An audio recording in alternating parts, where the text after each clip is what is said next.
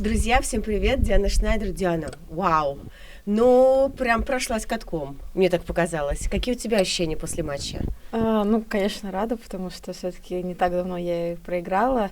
Безусловно, очень волновалась перед матчем, но выходила как бы на матч, думала о том, что нужно просто за каждым мячом бежать, неважно, кажется, что не достанешь или достанешь, просто бежать, как можно больше мячей возвращать в корт. Понятное дело, сильная подача, просто Мгм. угадывать, цепляться, как-то вернуть эту подачу в корт и тут же сразу угадывать следующее направление. То есть, я думаю, сегодня, ну, опять же, с предыдущего опыта я уже плюс-минус лучше угадывала, чем в прошлый раз, была более готова, и было какое-то более понимание, куда она будет свои мячи бить. Вот я от вас в восторге от приема твоего сегодняшнего. Скажи, пожалуйста, вот ты говоришь слово угадывала. Это именно как-то везение, либо все-таки на чувстве?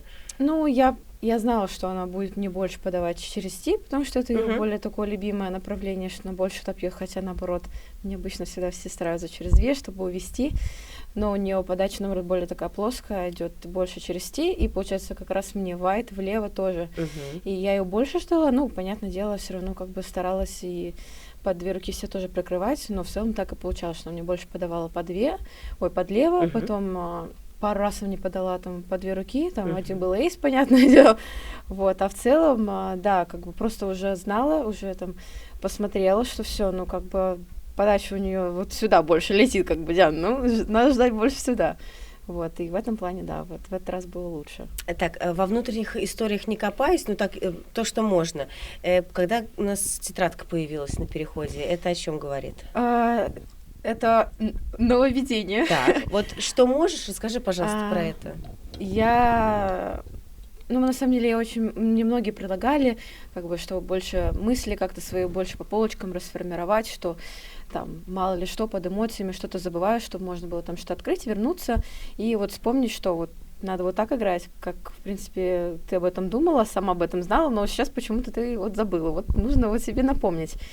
Первую, наверное, запись я вообще, ну, недавно реально начала, в Остине, когда играла с Кирстей. Мгм. Вот, в целом... Прости, прям во время матча? Не, После? перед Перед и матчем. после? Я пишу перед, Ага. уже что думаю, да, какие-то там эмоциональные там или тактические, там, куда я лучше там под право, под две руки там, или, я не знаю, там в центр, наоборот, там, куда лучше подавать. Такие-то, такие банальные моменты, но иногда, когда ты очень сильно переживаешь, ты об этом, к сожалению, забываешь Мгм. и начинаешь делать что-то другое. Вот. Ну и после матча, там, допустим, что получалось, а что не получалось, что сработало, а что нет. То есть, если что-то нужно изменить, в следующий раз, там, играя с ней же.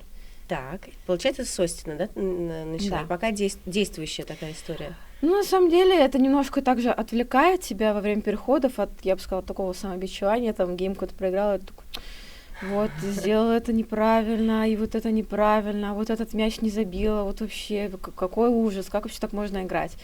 А тут как бы ты садишься, там, ты четко там знаешь, что тебе нужно там это прочитать, там, я не знаю, и там уже полвремени там водичку попила, уже встала, как бы все, и время уже так потихоньку, ну, легче его как-то исправляться с ним. А после сегодняшнего матча много напишешь каких-то выводов?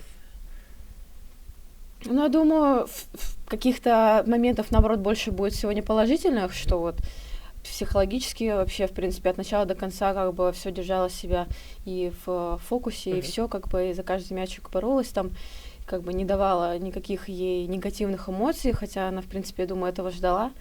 Вот, поэтому будет в этот раз точно больше положительного, чем негативного. Кайф. Последний вопрос про погоду и про одежду. Мы с Даней Медведевым вчера обсуждали его внешний вид, вот лосины, вот эта вся история. Сегодня увидели тебя. Э, Сложно вообще в таком виде выходить на корт, играть, и привычно ли тебе?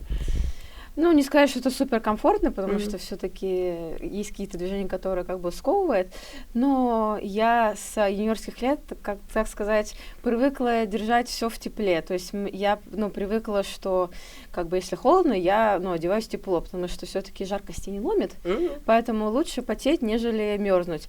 Поэтому, в принципе, что мы когда пару играли, я решила, ну, как бы лучше ножки, чтобы в тепле были, чтобы им и кровь быстрее, и двигаться было легче. Вот. Мне не нравится играть в лонгсливах, это прям вообще для меня, потому что все-таки движение сковывает, не очень приятно, но прям лонгсливы у меня на крайний случай припасены. Конечно, согласен, прям очень холодно будет. Но так, лосины, да, чтобы ножки работали всегда. Супер. Вот, знаешь, я к этому пришла после 30, хорошо, что ты пришла. Хорошо, что мне родители вот сразу надо держать ноги в тепле. Это самое правильно. Диана, спасибо тебе большое. Друзья, отпускаем Диану Шнайдер.